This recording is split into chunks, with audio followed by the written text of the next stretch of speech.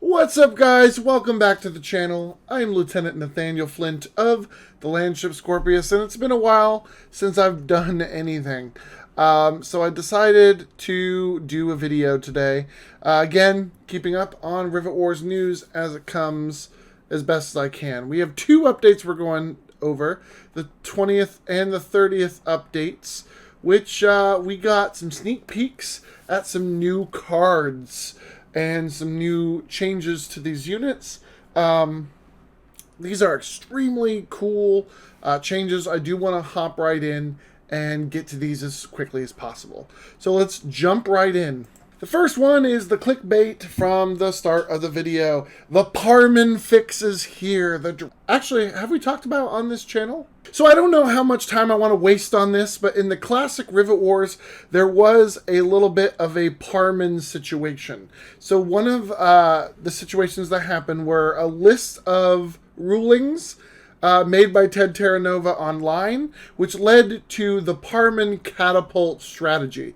What happened is Captain Parman here, really strong, powerful allied unit in the base set.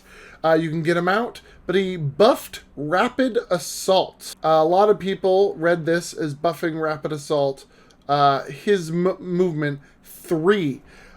So what ended up happening was he would give 3 movement and then attack to any unit in the 2 squares with him.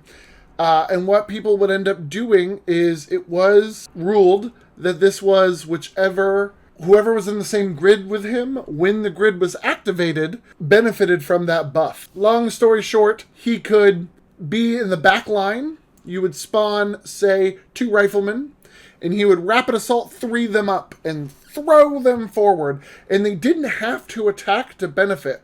So that was better than even Runner. It basically gave them 3 movement and you threw them up, and then depending on the map and the scenario and the type of situation you were playing with, they could immediately attack.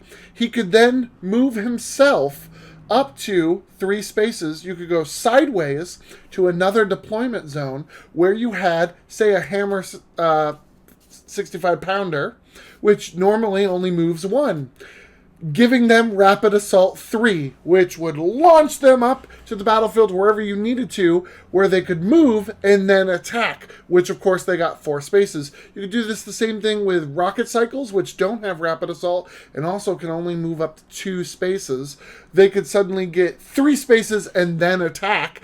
You could do this with any of the heroes, and basically what happened was Parman was a unit you basically deployed so that he could keep jumping back and forth and launching units up into the fight. Bare minimum, giving them 3 movement on the first turn where they're deployed. This was crazy if done right, and on certain scenarios, downright broken. You could get riflemen into strategic objectives on the first turn on some of these scenarios, so it was crazy. So we're not going to do that. This involved a ruling on Rapid Assault and a ruling on Parman specifically. Even Ted Terranova agreed that this was against the spirit of the unit. So a lot of people had homebrewed Parman fixes at the table. But let's ignore that right now because we have this brand new card, and we're going to look into how they implemented a Parman fix without breaking Captain Parman and without ruining who he is as a character. Really cool. So first off, the blue is growing on me. This kind of, to my eye, it could be my computer monitor, giving me a bit of a teal flare. I still love it. We have 3 deployment points and 1 rivet. He still has 3 movement. He's still armor type 2. He still has 2 health. He has 1 range. Got to get up close. Look at that. He does a, it's now called a blast attack, where he attacks everyone in a grid. 3, 2, 1. Very nice spread. Very heavy hitter to everyone important. He has immunity to gas. And then we have his brand new specials. So, immunity to gas. He is immune to damage from gas attacks and gas clouds. So that's pretty cool. Now, we have Rapid Assault 2. He no longer buffs to people. So, Rapid Assault 2, during the combat phase, move 2 squares and then attack. So this is less than his 3 movement, and this makes sense. Perfect amount of sense. It aligns with how Rapid Assault is used on other units. So he's no longer has that Rapid Assault 3. It's still kind of trading off on whether you want to move more or if you want to move and then attack. Still a good trade-off. What they did instead, oh, here's where it gets good. Lead the charge 2. At the start of the combat phase, other friendly units in this unit square without Rapid Assault gain Rapid Assault 2 until the end of their turn.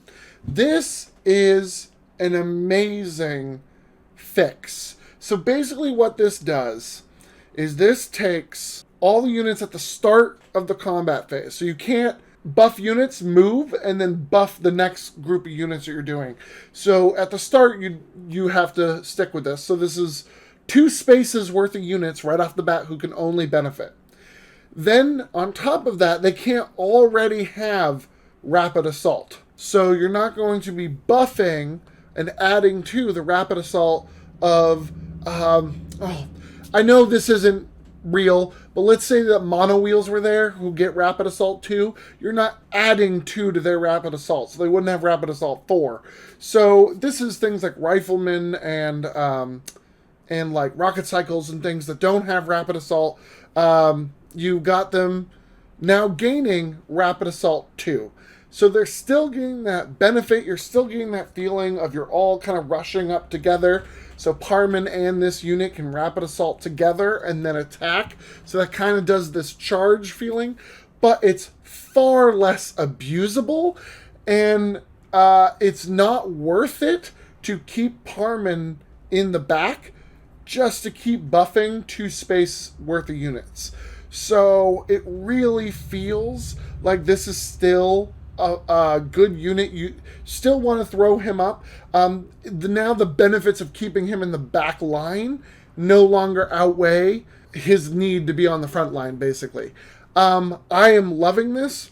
Now, they haven't said anything about this, but in theory, Runner gives +1 movement to infantry with Runner that start on duck boards. So in theory, the only way that this could be, I don't know, abused, if you want to use that word, is giving someone like Rifleman Rapid Assault 2, and then Runner gives a +1 to that, which was a ruling we had to work out with the Ruska units, whether or not Rapid Assault and Runner work together. Again, Steamforged Games hasn't run into that yet, except for in this specific, so they could rule against that. However, I don't think that's broken. I think giving 2 riflemen Rapid Assault 3 in a very specific instance and charging forward with Captain Parman, I don't think that's going to be too abusable. I think that is going to be a benefit of having Captain Parman up there with you. I like the sound of it. I really hope that's the case, but it doesn't matter. This is a perfect Parman fix. You still have all the flavor of him leading the charge up the field with his, his grid, his square of units. I love this. This looks great. Honestly, looking good. This is a great card. This was a good update. It got me really excited. And again, we're starting to see that changes to balance. Speaking of changes to balance, they did say that the Baron Munchen Guard and the McLeod Guard, they are included in the reinforcements of Blight and Allied. And they didn't like just them being extra infantry like they were meant to be. It's just extra flavored infantry of the base infantry. They did say that they were a different sculpt. They should have a different feel. So they're showing us what they meant by that, as we can see some changes to the Baron Munchen Guard. So basically they're the Panzerfaust. We're looking at the differences. I'm pretty sure I can't find an example to throw up right now, but I'll do it in editing. So we can see the Baron Munchen card here. We can see that they have a 1 rivet additional cost, but they're gaining a little bit of, some extra. They still look, for the most part, like the Panzerfaust. Armor type 1, 1 movement, 1 health. They have Runner. We have 2 range and 1. So 2 land range, 1 air range. Everything's looking very good. We're seeing a similar spread to the Panzerfaust, if not the exact same spread. However, they do have some very flavorful additions that make them slightly better, and I do love this. So one is they now get the immunity to gas. They have the gas mask. It makes perfect sense. This is very good. This is very flavorful. It also is just one more unit to deploy when you're doing a lot of gas tactics with the Blight. I do love that. Then this is the big thing. So ammo type, gas. When this unit attacks, it may add a gas cloud to its attacks. So this confused me.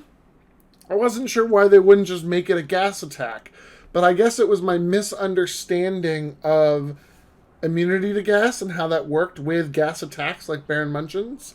And they're making that distinction, I guess, a lot clearer. So what this allows you to do is when you're attacking tanks and heavy armor that have the immunity to gas, they are not basically immune to this attack. You can still attack like normal. However, when they're attacking units that they have less dies with, or if they're attacking an armor type unit who doesn't have immunity and they want to put a gas cloud down, you can choose to add the gas thing to your attack.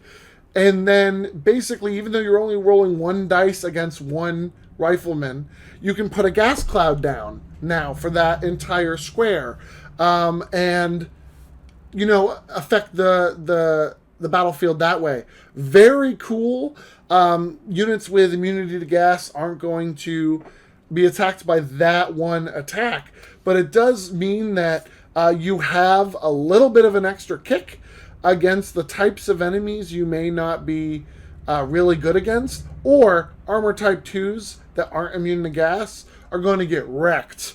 However, it still means that you can turn this off to attack the heavier armor type 2 and armor type 3s with that immunity to gas, so you can still hit them with your multiple dice and do good anti-armor damage like the Panzerfaust do. So this is still a little bit more of a more versatile unit going forward. Very cool. So that was it for that update. Then we roll on to the next update where we got another collection of cards that are kind of done in little groups. So the first one was air units, showing us kind of a few differences, and I do have some to point out for you here today. So here is the new F4 Buccaneer.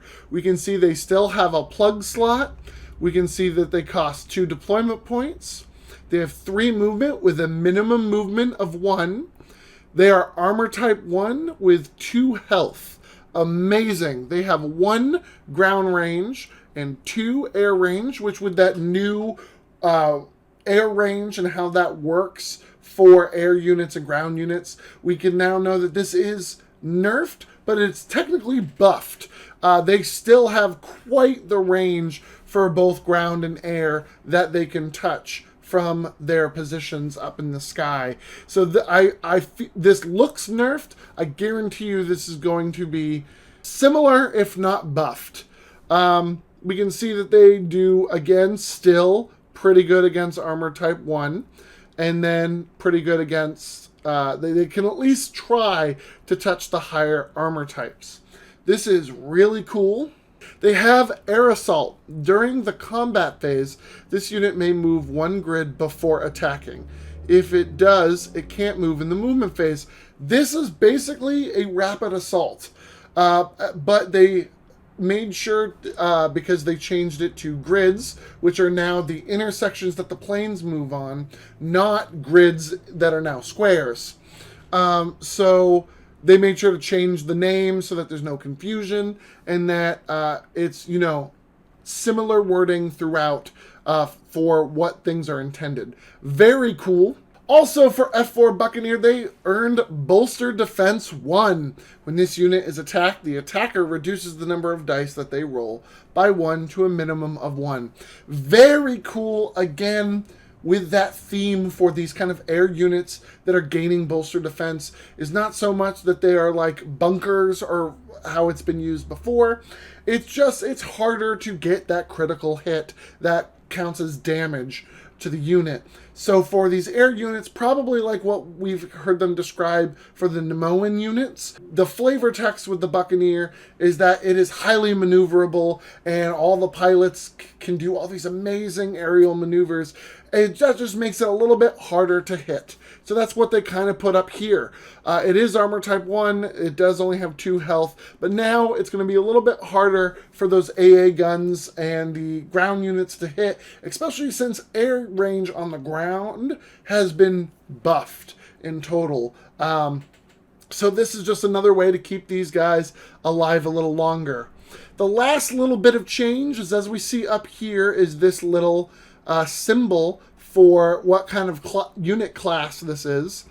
This was the old scout symbol. So I reached out to Jamie and asked about that, if it was an oopsie or if it was a change or if there was things going on. It is a change. So in Jamie's words, going forward, air units only have 2 types or classifications. They now have light aircraft and heavy aircraft. So it's simplified even further. There's no longer scouts, fighters, and bombers. There's now light aircraft and heavy aircraft. And a reason for this is because we have the Zeppelin Bomber next. And if we can start where we left off over here, it is now considered a heavy aircraft, or at least a heavier bomber type. And it's armor type 2. Yes! What this meant is in the classic Rivet Wars games, all the planes did pretty good dice rolls against armor type 1, but all aircraft was also armor type 1. So certain aircraft struggled where others, more maneuverable ones, got to stand out, like the Buccaneer. Also against aircraft and things, a lot of ground units attacking the air did decent dice rolls against armor type 2 and 3, but maybe not so much against armor type 1, which was what they were shooting at on the sky. Now we have the bomber with this armor type 2. It's going to last a little bit longer. The Zeppelin bombers always had a mobility issue. By the time you got them into a position to do any damage at all, enemy fighters would just swarm it and take it out. Now with an armor type 2, they will be rolling a lot less dice against it, which is great. It has health 3 on top of that, so it's going to be able to last a little bit longer. I would say that this would make them easier to hit, but we don't have Panzerfaust shooting at it. This is the Blight side. So we see that it costs 3 deployment points. It has 2 movement, but of course, as a Zeppelin, it has no minimum movement. They can just hover in a place. Very cool. We're seeing that it's only got a land range, not an air range, so it relies on other fighters and other units to kind of stave off air attacks against it. We're seeing it has this blast attack, and it's got good dice throughout. An amazing, amazing heavy hitter. But now we're seeing a new special, which is great to see. We're seeing this ammo type gas. So it can, just like we just talked about with the Baron Munchen guards, choose to slap on that gas attack just to hurt enemy positions a little bit harder, put gases in strategic objectives and bunkers, or attack some areas around where the enemy is advancing to make sure that there are gas clouds waiting for them when they try to advance forward. This is great. A really well done addition. I feel like this strengthens the Zeppelin bomber quite a bit. This is good, solid additions, and I feel like it is balanced in the right direction. From what I am seeing. Again, we won't know until we see the grand, full expanse of all the different changes that are coming. But I feel like this is a step in a very good direction to finally getting some Zeppelins out in the field and finally getting to use them as Zeppelins and taking some of the fight to the Allies instead of just having them float across the battlefield for 2 or 3 turns before they get shot down. I'm very excited to see how these turn out. And with that, we're going to end the plane section. We're going to go into what I call the coveted special ops section. This is the Clockwork Soldiers and the Plague Troopers. They had a little bit of a rework too, and they kind of want to show them off. These were tacked on at the end of the classic Kickstarter, and they are now made a full-fledged actual unit in, I think it's the reinforcement boxes for Rivet Wars Reloaded. This is the Allied and Blight reinforcements. Very cool, and I just kind of want to run through these real quick. So we have this Clockwork Soldier with only 2 deployment points. Yeah, no rivets. So only 2 deployment points. It has a movement of 2. Decent little quickness to him. Armor type 1 with 2 health. He only has 1 land range, so he gets in close. He can only roll 1 dice against each things. So at first glance, this looks like the Clockwork Soldier has been decently nerfed. However, we go into their specials. Of course, we see that immunity to gas. It doesn't breathe, doesn't need gas. However, we can see that they've added Tank Shock 1. Amazing. So this unit may move into squares containing only enemy infantry units, and basically has a dice roll against everyone in there. You get to roll 1 dice attack against everyone in there. Units not destroyed have to move. So he's basically, since he can do this, runs in, you can clear out an objective. Now, they do have Oblivious. This unit doesn't count as occupying a strategic objective for scoring or placing flag tokens. So he's not really good at capturing those locations.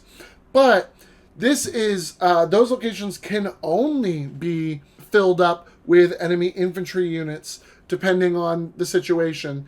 Only infantry can enter those kind of locations. Bunkers, strategic objectives. So now you have someone who can basically force them to leave those locations, just charge right in there, gets to attack at least a dice against all of them.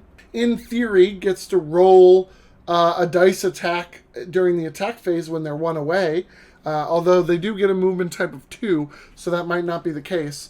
And hopefully leave that place empty long enough for, or they're in there long enough for the port units behind them. I would say put a few riflemen right behind this guy to, in the next turn, run up and enter the objective or the bunker right behind him that he is just forced to be cleared. You could get lucky and that 1 dice attack kill all the enemies, and you don't have to worry about holding it very long afterward.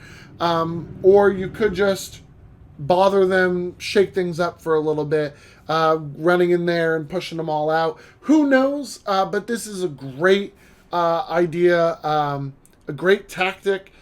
They do give a bounty, so you want to be wary of how you put them out there. But this is a very cool move for the Clockwork Soldiers. Is, again, they're basically, you send them in to dangerous locations and they just kind of clear out a location. On the other side, we have the Blight Plague Troopers. We can see a difference right away. They do not have bounties associated with them, but Clockwork Soldiers do.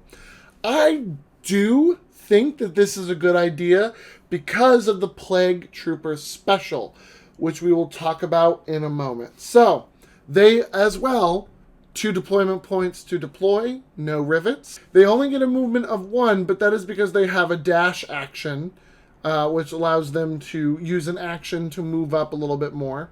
They're the same thing, armor type 1 with 2 health. So riflemen will be decent at shooting them up and removing them. They also have 1 range. As you can see, they are all about... they got a chain attack down here. and they have 3 dice against armor type 1. They are also clearing objectives, but as we see, they also have Oblivious, so they can't capture the objectives that they clear. However, they're Plague Troopers, and we get so many of them in the reinforcement box. Oh, I cannot wait, because finally we will have enough Plague Troopers to use their special, Infect. Infect is when this unit destroys an enemy infantry unit. You get to roll a d6 on a roll of 4 or higher, which I think is... So I think that's a buff from the old one. I don't have the old Infect right in front of me. But 4 plus on a d6, that's pretty good odds. Deploy a Plague Trooper for free in this unit's square. So basically, he runs up, you take out an infantry unit, you roll, and you have a... Oh, it's a 50-50 chance. You roll a dice, and they will probably infect another Plague Trooper. They're basically zombies. Isn't that great? It goes right in your square. This new unit can't attack this turn, and Infect doesn't work on units that are immune to gas, so keep that in mind. But with a chain attack, it only takes 2 or 3 successful chains and successful d6 rolls for one single Plague Trooper to suddenly have a full square full of Plague Troopers who can't attack this turn, but they can spread, and the next turn they can attack, wipe out some more infantry, have a chance to spawn more, spread. Oh, so good. What a amazing, flavorful unit. Very scary, and I really want to run a scenario where the Blight player is just playing Plague Troopers, and the Allied player has to ward off basically a horde, and every single time the Allied trooper loses some people, it's a chance of the horde getting bigger. So fun. And now we'll have models to start looking at what that would look like. So I can't wait to try out a few of these guys. Also, some people were talking about it in the Discord.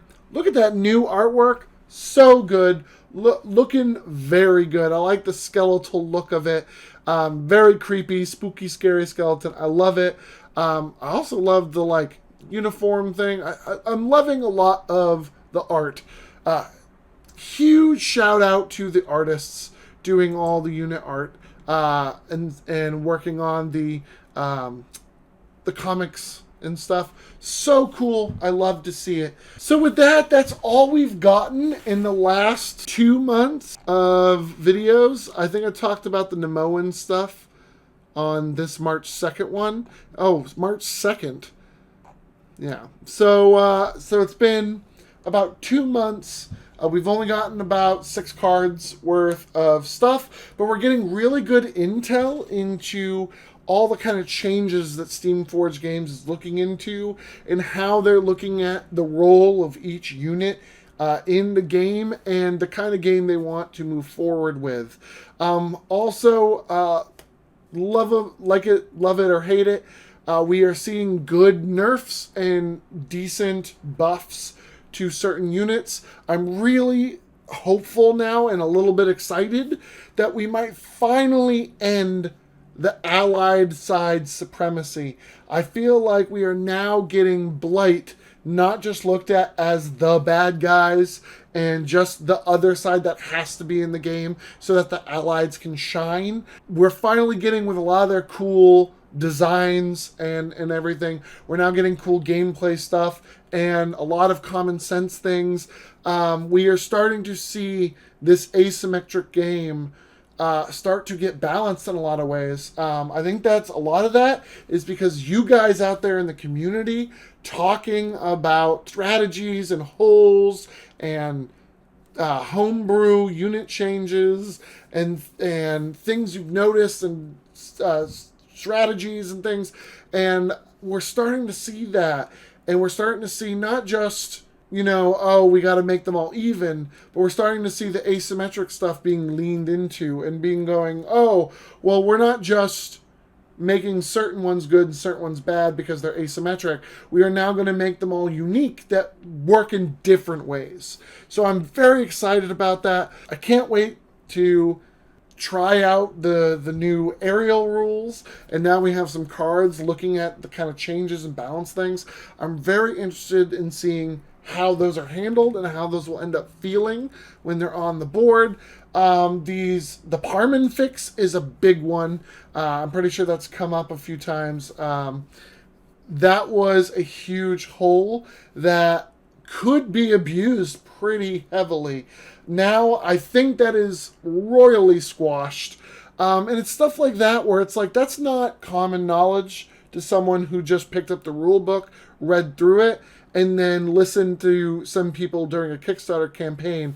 Like, it lets me know that they've spent time in the Cool Mini forums, in Board Game Geek, and as we can tell, they are in the Facebook, they're in the Board Game Geek, they're in the Discord, they're listening, they're watching, they're learning, and they're testing. And that is amazing. I'm really excited.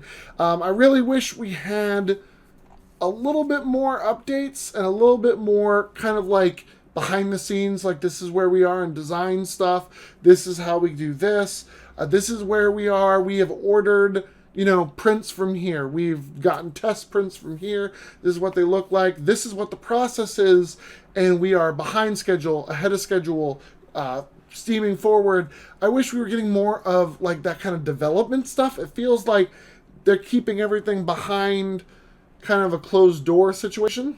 But in the end, I am very excited with what I've seen. These cards really do make me super excited. So we'll just have to wait to see what trickles out next. We've seen a lot of, we've seen 2 months of Allied and Blight stuff, and then they showed us some Nemoan things.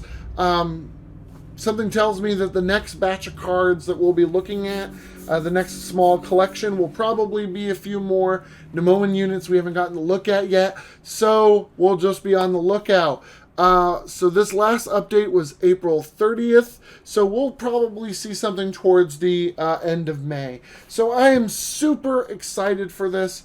It's already May. We're already less than a year from the projected fulfillment date for this Kickstarter, so there's still a lot of time left, but also we blinked and now we're here in May, so time is definitely flying. Be on the lookout for Gen Con and a bunch of things. I don't think Steamforged Games has informed us of what events they'll be going to, but I know that there's people in the community who are planning big Rivet Wars games at like Gen Con and things. So keep an eye out, keep your cameras handy to take pictures of whatever is shown if wherever Steamforged is going to be. And I look forward to seeing you guys. I mentioned the Discord, but I want to mention all the official places. The Board Game Geek forums is an official place where Steamforged Games is hanging out and keeping an eye on. There's also the official Facebook group for Rivet Wars that they are also very active in. And I want to point out to the subreddit, r/Rivet Wars, as well as the community Discord, where a lot of talk and back and forth and custom models and whatever else is being shared. So without further ado, guys, feel free to subscribe to my channel for more steampunk content. And of course, I'm going to be on top of anything Rivet Wars as quickly as I can. Also, check me out on Facebook for facebook.com/landship, where I also share everything as it comes way quicker than doing a video. So I will try to keep on top of it there. But chances are I'm everywhere else doing what I can. Shout out to Decar, especially in the Discord, who he's in England. So he's in Wales, excuse me. He's in the United Kingdom is what I meant to say. He's in the United Kingdom, so he is on the same time frame as Steamforged Games, so he's often the quickest to the draw when news is launched. So thank you for being on top of that. He's also the guy that set up the whole Discord, so like, shout out to him. He's also the guy who does the custom card editor and the custom scenario editor. Amazing jobs. I can't say it enough on this channel. He has done phenomenal work, and he is still very active for the community. Honestly, can't wait for an update to the scenario editor or card editor whenever he can get some resources to do that. So thank you so much for your effort, Decar. And without further ado, I'm going to try to cut it short. There's not much to this video, so we'll edit up and throw it up. Thank you guys so much for watching, and I'll see you guys in the next video.